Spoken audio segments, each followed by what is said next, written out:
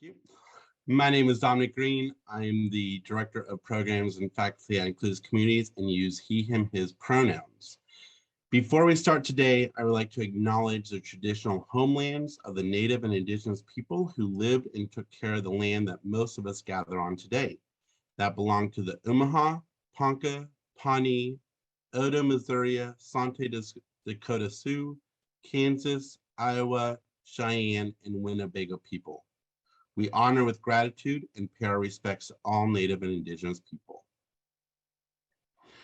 Omaha Table Talks, or we refer to them as OTTs, was initially recreated in Omaha in 2003 by the Social Justice Advisory Committee of Catholic Charities Omaha. In 2012, Inclusive Communities acquired OTTs and shifted them to a larger public discussion format over comfort food. Now, due to COVID-19, we have shifted to holding these events over Zoom, but we still welcome you to have a snack or food or beverage next to you over this lunch hour as we have these discussions. We are always looking for ways to grow and get better at having these discussions and invite you to fill out our evaluation link that will be provided at the end of today's Omaha Table Talk and provide us some information. At this point, I would like to thank our sponsors, Lozier Foundation, Cox Communications, and American Family Insurance for making sure that events like today are possible. And now I'll turn it over to my friend Candace, who will go over a couple of other housekeeping rules. Hello, everyone. Welcome. My name is Candace Freeman. My pronouns are she, hers, and I am a program partner at Inclusive Communities. We are so glad to have you here with us this morning, this afternoon, however you call it, in this space. I do just want to go over a few housekeeping things before we jump into our conversation. So today, I do want to acknowledge that we've got many different people on the call today, kind of helping us doing some translation services and also ASL interpretation. So for ASL, we have Pam in the corner. I believe she is spotlighted, as well as Paula and Randy doing interpretation on the Spanish side. So if you do need interpretation services, please just chat Colin, and he can set you up to the channel that you should be on. Also, with that being said, since we are utilizing some increased translation services so everyone can benefit from our conversation, I do want to remind everyone to speak slowly and clearly as possible. When we speak too fast, the interpreters can't pick up what we're saying, and there's kind of a lag. So just keep that in mind. What else?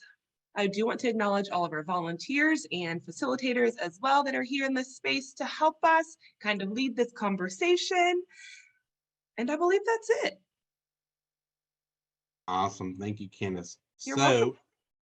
It is time for us to start this conversation. And with that, I'm going to introduce Christine as our moderator, and she will introduce the rest of the panel. Christine.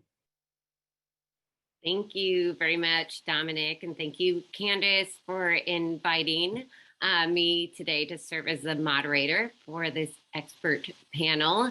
This is a conversation that's very near and dear to me. It's great to see so many people here and see some familiar names, a lot of other experts in this community as well that could just as likely be in my seat or join us up here at the panel.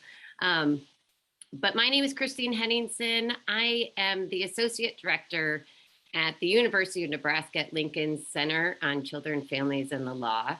I'm also a defense attorney, specializing in representation of youth who are involved in both the criminal court system and the juvenile court system.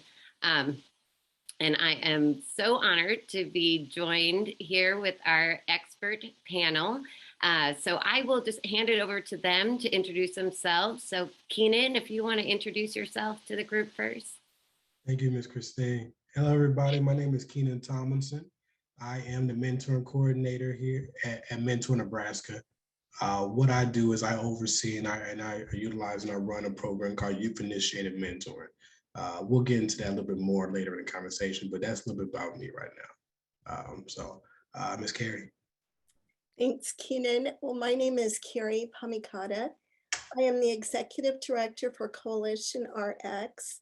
We are an Omaha-based coalition that deals with the substances of abuse and mainly youth and a little bit of senior citizens, but our heart is in the youth programming. We do a program called Too Good for Drugs and Violence, which is an evidence-based program that we use throughout the city. Thank you, Keenan and Carey.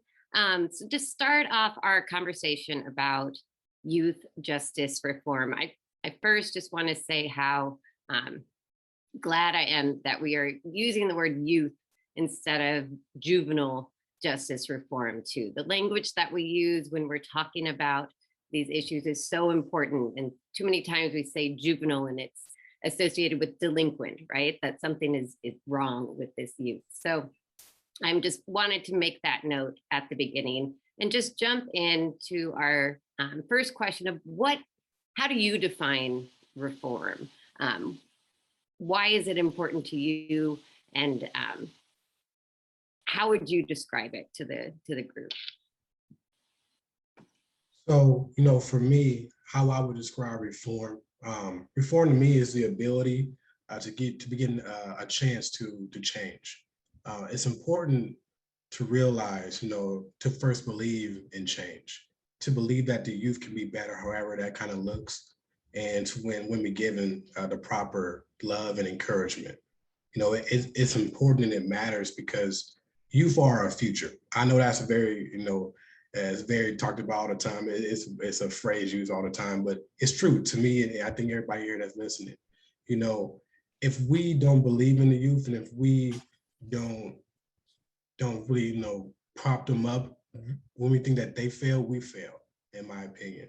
In the day, it takes a village. I'm a big proponent of that. I say all the time in my work that it takes all of us to be better and to help the youth get to a point where they feel comfortable and grow overall. So it takes like the smallest part. When you think about reform, you want to think about all the people that may contribute to that child's benefit. It can be, you could be a teacher, you could be teacher assistant, you can be a bus driver, the custodian. The small parts is what pays the biggest dividends in the youth and how they grow and how they get to be a better person overall. So that's how I would define reform, and overall it's just the ability to give them a chance to change overall. Well, I agree with you, Keenan, that, if you look at the word reform, it means to make changes and to improve something or to take care of the issues that may be wrong with whatever it is we're trying to make the changes in. And for me, reform looks like education and prevention. I think, and working with families in our communities, I think that as we work educating and trying to prevent these issues, the goal for us is to take our high-risk kids and not see them go into the system. We want to prevent this. So the way we would like to do that is by working with families and by working with the kids and helping them to understand and to change things within their lives that may need a little tweaking, and to give them the tools that they need to be able to work through a lot of these issues that they are developmentally going through. So prevention and education to me is what matters and what reform really means. Yeah, thank you, both of you. Hit on some amazing points there about the transient nature of youth and harnessing their potential, right? So that we have a brighter future for everyone. And also when we're talking about youth justice reform, it's not just the court system, as you're saying. There's a variety of opportunities to intervene and make outcomes better for youth and families. And so I wanted to talk a little bit more about what does reform look like for you specifically? I'm involved daily in the court system, so my views of what system reform looks like in the juvenile courts, includes avoiding net widening, right? Not having low-level offenses pushed into the system where we actually see the research shows it has worse outcomes. Eliminating the racial and ethnic disparities, making sure the rights of our children are protected, and reducing our out-of-home placement. But I wanted to hear from both of you about how the community can get involved earlier. What does reform look like to you in the spectrum of youth justice reform? Most definitely, that's a great question, Ms. Christine. So, what I do, I hit on earlier, but I'm the mentor coordinator for Mentor Nebraska. And what I do is I run a program called Youth Initiated Mentoring. It's such a vital community kind of component to what reform looks like, because, with Youth Initiated Mentoring, youth are encouraged and promoted with their voice and their choice throughout the whole entire process. Normally with mentoring, older people are matched, either your older person and somebody younger, based upon similarities, different hobbies, personality traits. But the problem with that kind of way of format is that the youth and the mentor don't know each other. So mentoring overall with Youth Initiated Mentoring, the kids get to pick their mentor, with my help, of course, but they get to pick their mentor. And the first question I ask them, how many times do you get to make a major life decision? And in the youth I work with, our system involved youth to a certain degree. And a lot of times decisions are made for them, how their life is supposed to play out. And here's opportunity through mentoring and in this lens that the youth get to pick, all right, I get to pick somebody that was a benefit from my past and that could benefit my future. Now it's shown that youth initiated mentoring, it prolongs the match overall. Normally with a traditional standpoint, it lasts about 6 months, half a year. So here it lasts a little bit longer so far. The data is still coming in on that, but it lasts a lot longer because the youth have a familiarity with their previous person and the foundation is already set.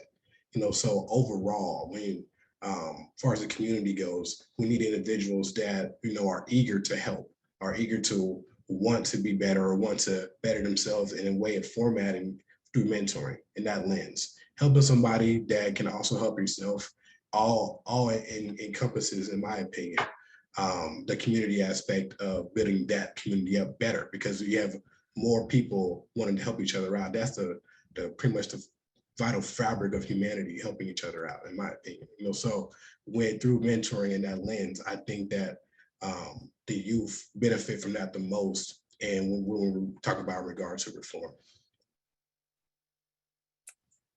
Well, I think that what reform looks like for me personally within the system is that when you look and you see that crime causes harm and justice requires the repairing of that harm. And like you said, Keenan, the best way to repair that harm, I think, is to bring the two victims together. And when you think about it, it involves two victims, the perpetrator and the one who's been victimized, and to look at what together they can decide together what is the best restorative, whatever it is that they can do. So it's kind of an individual look into these people, what would it take for you to have this restored, and what would it take for me as perpetrator to have this restored? And then I think that transformation can cause the fundamental changes that we're looking for in the relationships with the people and our communities. And I think that our communities really need to get involved in this, because we are the ones who benefit by this when we when we create this change and we are making a difference in the lives of these people that we're working with, our communities are the ones who really benefit. We see that, you know, they become better citizens, and we don't see the violence or, you know, maybe the crimes that we've seen in the past. And I think what's important to remember is that the responsibility of the government is to maintain order, but the responsibility of our community is to build peace. So I think that as we go out and we work with our youth and we work with their families and we provide them with the education and the prevention and the tools to help them understand, you know, even to understand how their past trauma and their environment, how these things play within this. I think it's really important. Each one of our youth has a story to tell. And so if you listen to their story, you will begin to understand why some of our youth are doing what they're doing and why it's important to just really deal with them on an individual basis. So there's a lot to unpack in this issue, but that's my 3 minutes of this. Those are 3 quality minutes, Carey. Thank you. I think both of you hit on some amazing themes. Really listening to our children and families, right? Giving them the voice in the change they want to see happen, and so they can see some tangible benefit, right? And viewing them as a child and working towards restorative practices that with a more timely response to the behavior, which is shown to create better outcomes for them and, like you said, the entire community. So I wanted to turn and talk a little bit about the role of schools in youth justice reform. And do you think it's critical that schools are involved in this process, and how does that look for you? Oh, most definitely, most definitely. You know, with my experience, I've been working with youth or youth-led programs for almost a decade now, and I worked in like the right after school program kind of sector, but the way it was structured, I was so close, it was connected to the school. So I was always in the trenches with the school, knowing the teachers, knowing the admin every single day, and knowing the kids and how they interact on a day-to-day basis with the school. So my expertise and my opinion on it, you know, it comes to the foundation. I've worked with kids every single day, and the foundation to me is the home life. We hit on that before, Ms. Carey, about the home life a little bit and how that really looks. And to my opinion, you know, parents are busy, we all are busy, guardians are busy, but you know, youth get their first idea how to interact with people from very young age with the home life, and how that translates to the school day.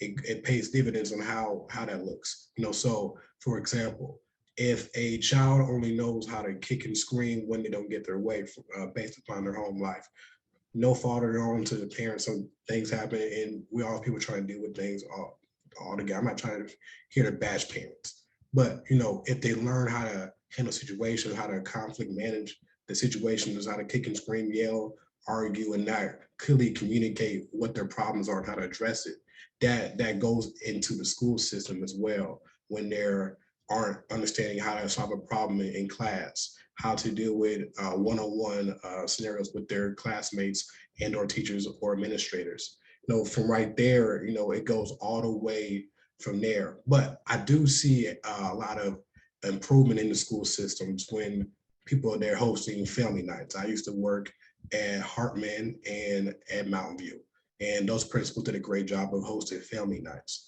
But to me, in my opinion, that's not enough. Yes, it's great to get outside of conferences when the only time you see a teacher, or because parents are busy and they got work and they get off late. And that's a great way to interact with your youth, different ways and being at home. But in my opinion, you know, it's important to also have that school involvement and taking the next step. Mental health is not bad, that's where it's a vital, critical thing right now in our community. It's important to acknowledge that and kind of address those situations. Maybe we can do different things on Saturdays, different outside the box things. I know it's time, it's effort and a lot of money with that, but taking that extra step is what's going to help the community and the home life better for that child to be able to navigate. And once that happens, they feel safer in school. How they walk into the school. Are they being addressed appropriately? Are they being talked to the right way? Safety is the biggest thing because they may come from a place that's not safe. Kids carry a backpack that we don't see every day. And what we see is what we probably perceive to be. But when you look at it, also making sure the kid starts the day off right. Are they hungry? Maybe kids get there late and then maybe they can't get breakfast. It's important, and I know some teachers do this now, but overall in general, leave an extra granola bar on their desk. Something simple, doesn't need to be a lot, but making sure the kid starts their day out well is what I believe will help benefit the kid and help with these behavioral, quote unquote, behavioral problems moving forward during the day and during outside of school as well. So I talk a lot right there, but I want to give Ms. Carey some time as well to give her point of view as well. Well, no, you're absolutely right. And I think when you look at the schools, we send our kids to school for a lot of hours, and many times our youth are spending more time with their teachers and at school than they do with us. So it's pretty important, those relationships that kids build with their teachers and with administrators in our school systems. I think that it goes to also the individual relationships that are being built. Every child that walks into our lives has a story. They have a different experience. Some of them, their experiences are horrific, and we don't always know what those experiences are. And that's why they're acting sometimes the way they do. So I think that when you look at the schools, those are the people that have the ability and the time to really spend building those relationships with our kids and helping them to work on that trauma that has maybe been caused by some of their home lives. I mean, I've heard story after story of things that kids go home to and things that they don't go home to. A lot of them go home to nothing. No food in the refrigerator, no parents at home. It's dark. I know that last winter, one of the kids took a bus home, would take the city bus home every night and go home to no dinner and no heat in the house and no parents because the parents worked nights. And there are many kids who have that.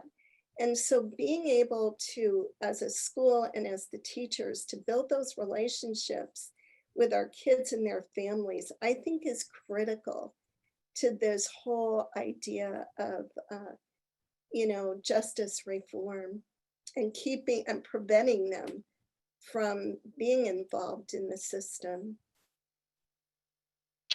Thank you both. I think it's so important, like you said, to understand the why, right? And on the infographic that they put together here, one of the titles is "The Child, Not the Charge," right? So really looking at the child holistically and having that school be a safe place. And we're spending a lot of money in out-of-home care, right? So thinking about what could be if we focused more that time and energy and resources within the safe school setting, perhaps we'd get a better return on our investment of the money that we put forward. So as we are working towards better outcomes for youth and public safety and helping youth actualize their potential, what are some key indicators? How can we measure success as we work forward in reform? That's a great question, Ms. Christine.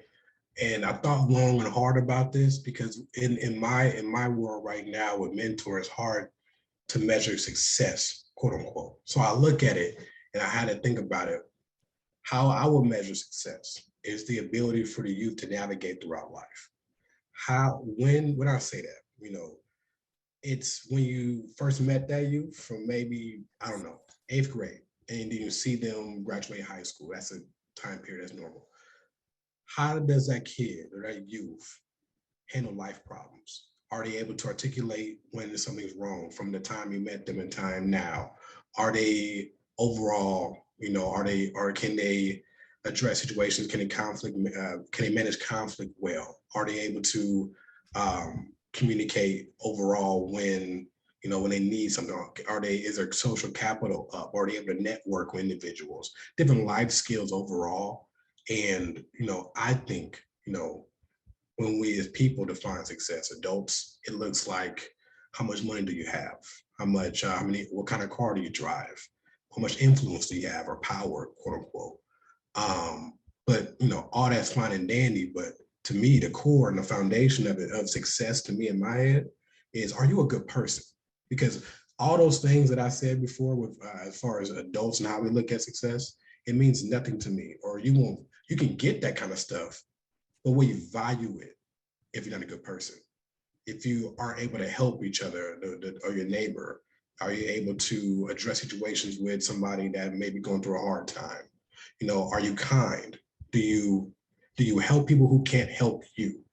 Often in leadership, you see that a lot, and it's preached a lot of the executive person, treating the person on the lower tier in the workforce, how they treat them. That to me is character. And if we build that character up as people, then you look at that as success. Yeah, you can't measure that off of data, but I think it is qualitative when you think about it. But that's how I look about it as success is, how are they as people? And when you get that core foundation down, I think they can do whatever they so please and dream to be. Well said, my friend, you nailed it. I think everything you said is critical, and that's how we need to look at the work that we're doing, and to judge the success that we're having with our youth. I had a conversation this morning with one of my employees, and we were just talking about the story of one of our youth and how discouraged we were at what was going on in their lives right now. And he said, but I want to remind you that when we first started working with this youth, just the fly off the handle anger, go beat someone in the head over something. And only in a matter of months, we're beginning to see more of the using your words type of things. Those words may be harsh and they may be words that we don't use in public, but you know what? They're better than the beating someone up for. So I think that judging these things by the way their behavior started and maybe how they're moving over to maybe starting to deal with how they're feeling, and to teach them what they can do when they're feeling like that. And you brought up the life skills. Teaching life skills is critical. I don't remember when I went to school that anybody ever talked to me about goal setting or making healthy or unhealthy choices. And these are something that we need to talk to our kids about at all levels, in the home, in the schools, at churches. So you nailed it, Keenan. I wholeheartedly agree. That's how you measure success. Oh, thank you to both of you. I think very, very well said. In the court system, there's a lot of measurements of successful or unsuccessful completion of probation, and that doesn't always mean the same things that you're saying as far as success in their life, and knowing they have a community of support of people that they can turn to, and it's on their timeline. We have to be patient when we're working with our children and take those small, advances and not expect change overnight, right? And starting where they're at and working with them as we go forward.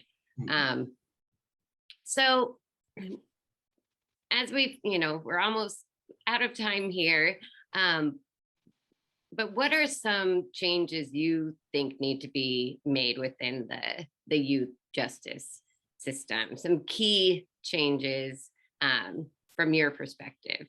Most definitely. Who is a loaded question? I'm gonna try to I'm trying to get a few. My thing, like I said, working with parents and working with youth every single day for pretty much the last, like I said, decade.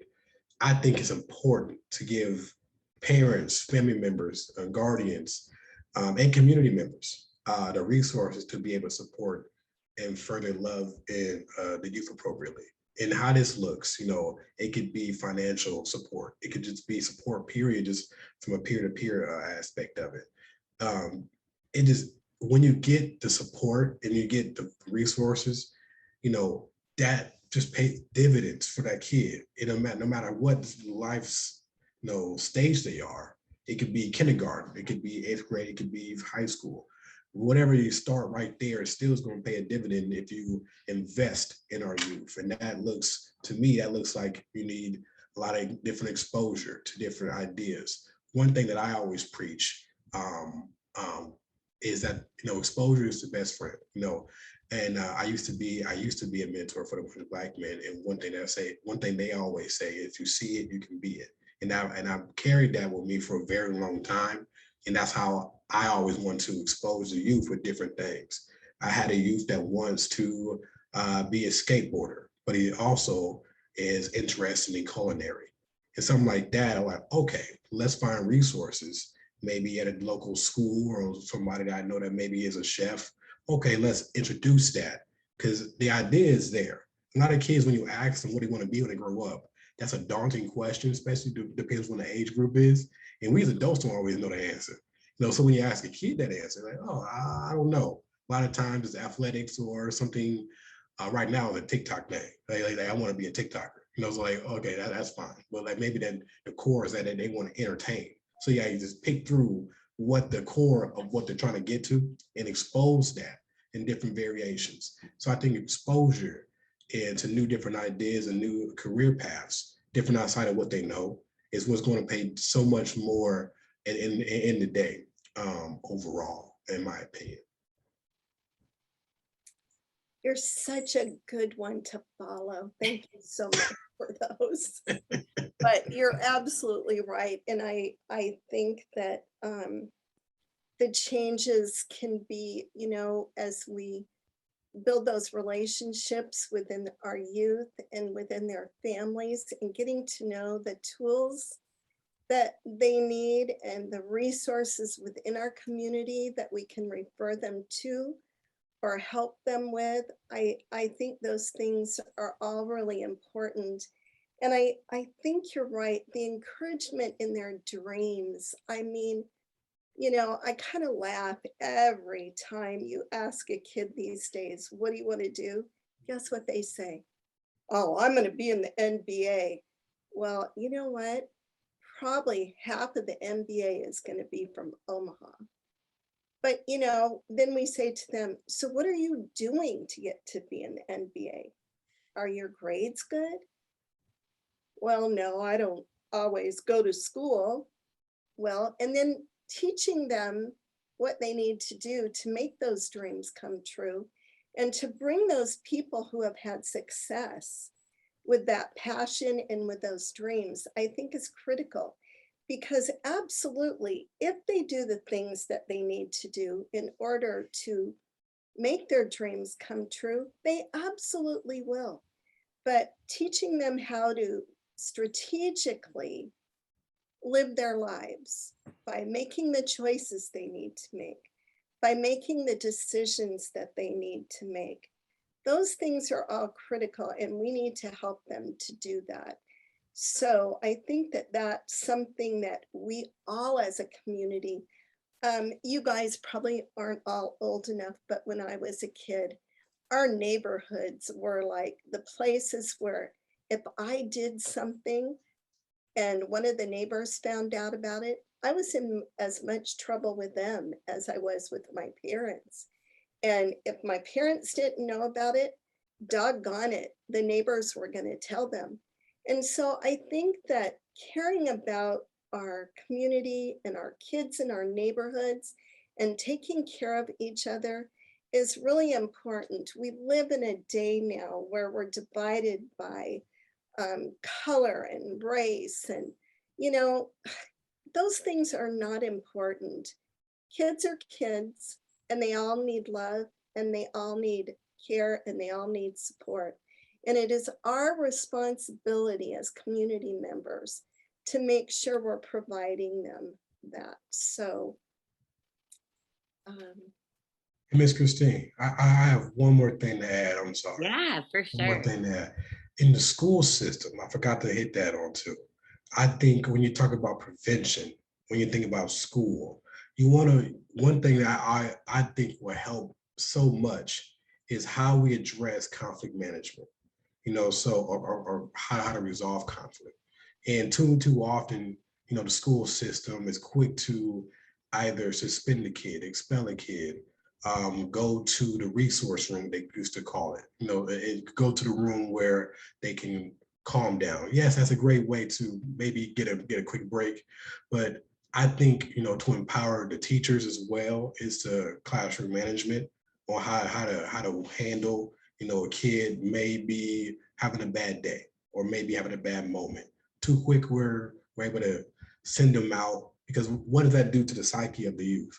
Anytime I'm going through a hard time, I walk away, or I'm being expelled, or I'm being sent somewhere else. We might not think about it at the time, but I think if we learn how to resolve conflict and get to the core of the why, then we can get to what. And then, from there, I believe, educating the teachers on how to get to that kind of point. I know that's a very stressful job. When you have right now, you're dealing with, classrooms, that are overpacked right now, teacher shortages. I understand right now, but I'm talking about overall generally. I think, getting the right education there and teaching, how to be, look through the lens of equity and how that looks with children. As you said, Ms. Carey, you said race and relations, racism isn't important, but I think it is important in the school system, or how that looks, because too often, different times, you get, and that looks like in different, right now, different zip codes that have different opportunities and how different things are handled.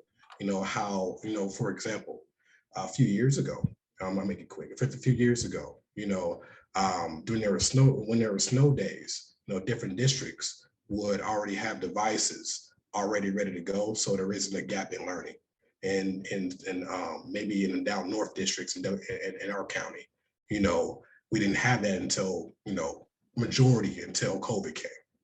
That lack of time of education right there, it's not equitable, in my opinion. Everybody should have the amount of resources to be able to learn and to be able to grow in the same exact way. So that's why I believe it will help reform overall. And thank you for your listening. No, that was beautifully said. Thank you both for all of your insights and work with our children. Part of the reform is the system taking accountability for where we've failed our children as well. Too many times we say, oh, they failed to take that opportunity, we provided it, instead of saying like, well, maybe we as the adults made it a worse situation. So as we look at reform, figuring out how do we actualize and harness that potential of our youth. So I'm going to turn it back over to Candace, so you can all figure out how we're going to make it better. I love that. Thank you, Christine, Carey and Keenan, for your fruitful conversation. Now is the time for you all to discuss some questions that we've prepared for you in your breakout rooms. I just want to go over a few agreements before we release you into your room. You can read all of these, but I just want to briefly go over a few of them. One of the biggest things is, in this space and in this environment, we want to make sure that you have an authentic conversation. So make sure that we are taking proper speaking. So if one person is speaking, Zoom will stop you. Let someone else speak. But also, if you feel like you're maybe taking up a lot of space in the room, maybe reserve your voice so others can present their ideas. Keep an open mind and just be respectful to everyone in the room. Also, we want you to take these stories with you. Take the knowledge that you've learned, the resources maybe that you've been provided, but we do want to keep an element of privacy. So let's not say names or anything like that, but definitely take that learning with you to continue this conversation. You have all been put into a breakout room here in a second. Once Colin hits the button, you'll all just go to the room that you need to be in for about 20 to 25 minutes to have some conversation. I do want to note, please designate a speaker in that group to share out some of those nuggets of information and knowledge that you all have discussed. So this is the time. Have fun. Hopefully you have some awesome conversation. Enjoy. Thank you. Well, I hope you all had some wonderful conversation and learned something new, or maybe just shared some of your own information. At this time, we would love to hear what you all discussed in your rooms. So for the group that Tina, you were facilitating, who would like to speak on behalf of your group? We nominated Amber. All right, Amber, go ahead. Oh, you're muted. Thank you. Okay, and please group speak up, because I know that there were things that I missed. So we talked about they're not, we talked to sorry.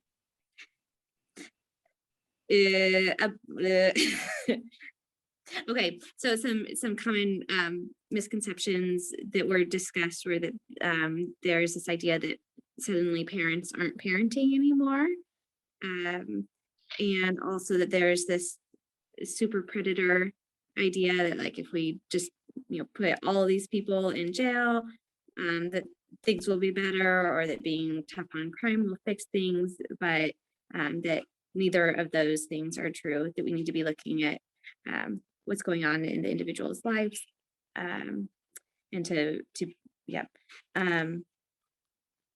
we also, let's see, Christine brought up Lincoln Public Schools taking on a more trauma-informed approach about how to de-escalate in classrooms, and ways that just simple changes in classrooms with the teaching staff can make differences, like where they stand and how to set up the room, and ways to help their students to self-regulate their emotions, and providing space for students to calm themselves. We talked about there being problems with SROs in schools, and how potentially shifting that to having support systems in schools could be helpful, like having meditation rooms, mental health and social workers, holding space for what's happening outside of the classroom for students, removing suspensions. The school to prison pipeline came up several times. And there's one that I was wanting to clarify, or to ask.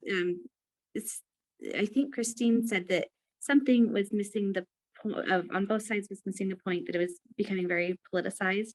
And that sounded like an important part, and I didn't catch what that was. So the new juvenile court and detention center, the downtown one. Oh, okay. Thank you. Yeah, no, thanks. Matt brought it up first. Yes, we both talked on it, like, this is important, and I don't know what it is, so thank you. Thank you, Amber, and everyone that was in that group, and Tina for facilitating it. Next, we will go to Colin, and he was their designated spokesperson. I was, and I will also extend the same grace to my group members if they want to chime in and share. But yeah, I think a lot of our conversations also were centered around that looming shadow of another youth facility, specifically in Omaha, talking about our community and the investment in dollars and time and methodologies that we know are broken. We spent a lot of time too talking about that notion of the folks and young people that we're seeing impacted by the justice system are getting younger and younger, and talked about the dangerous precedent that that sets as we kind of continue down that.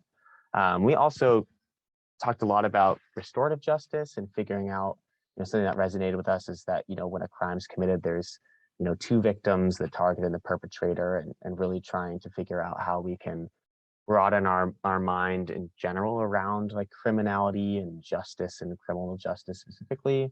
And then, yeah, really kind of at the end, we're just trying to figure out some envisioning what resource allocation looked like in order to get at the root cause of addressing, because we know that, all of these reactions and measures that we're putting into place are reactive to a situation that we can be a lot more proactive about. And, like Keenan brought the notion of, it took a whole global pandemic for kids in a school district to get access to devices that they needed to be successful in learning. And we don't ever want to be in a situation where it takes an unprecedented event for people to get the resources that they need. So that's kind of what we centered at, and I'll hold a little space if anyone else wanted to chime in.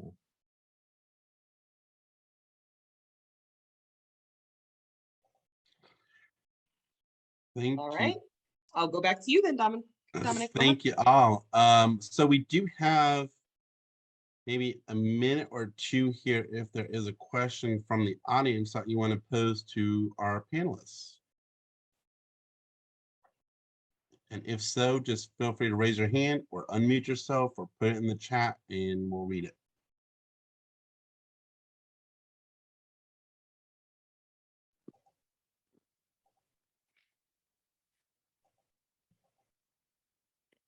So I know I have lots of questions. I guess being pretty new to being back in Nebraska, I'm definitely still getting I'm like very low on knowing what the situation is like in Omaha specifically and in Nebraska. Or do you have some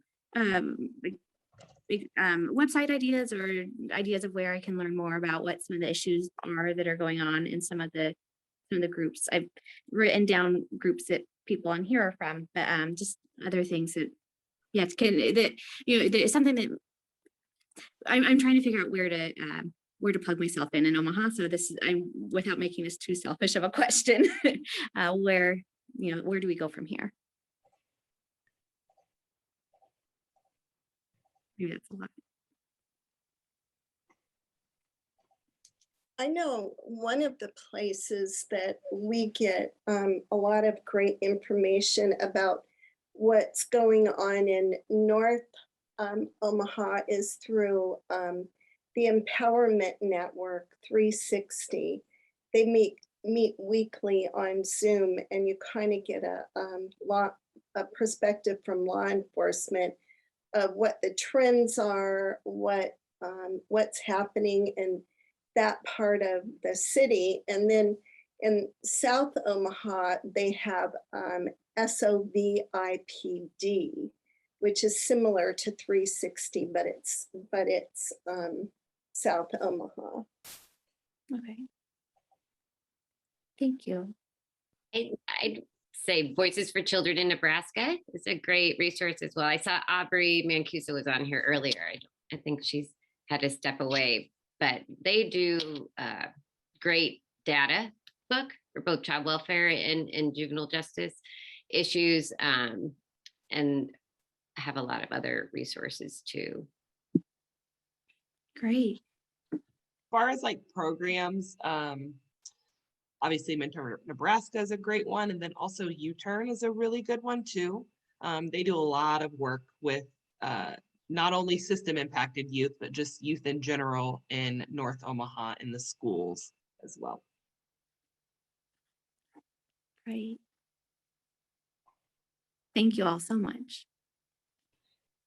We have time for one last question if we have a question for the panel.